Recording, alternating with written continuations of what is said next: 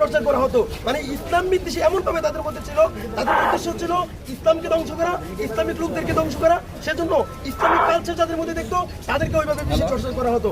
আরেকটা বিষয় বলে রাখি, তারা স্পষ্ট ভারতীয়রা তারা এই কাজগুলো করেছে।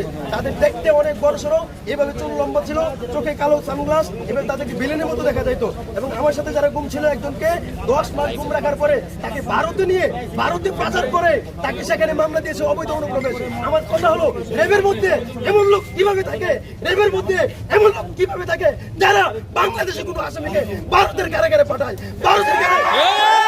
আমরা স্পষ্ট বুঝি রেবের মধ্যে এমন লোক রয়েছে যারা সুস্পষ্ট ভারতের নাগরিক, ভারতের কাজ করে, ভারতের এজেন্ডা বাস্তবায়ন করে। এই রেবের মধ্যে ভারতীয় লোক কিভাবে থাকে যারা আমার দেশের লোকদেরকে গ্রেফতার করে, টর্চার করে ভারতের আদালতে পাঠায়। এটা কোনোভাবেই হতে পারে না।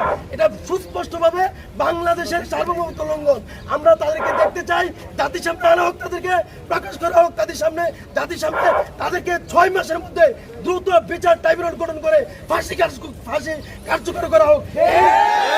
এবং এর সাথে যারা জড়িত ছিল, একেবারে শেখ হাসিনা থেকে শুরু করে, স্বরাষ্ট্রমন্ত্রী থেকে শুরু করে, র্যাব হেডকোয়ার্টারের প্রধান থেকে শুরু করে, র্যাব 1-এর প্রধান থেকে শুরু করে, যারা শুরু থেকে জড়িত ছিল প্রত্যেকেই বিচারের আওতায় আনা হবে।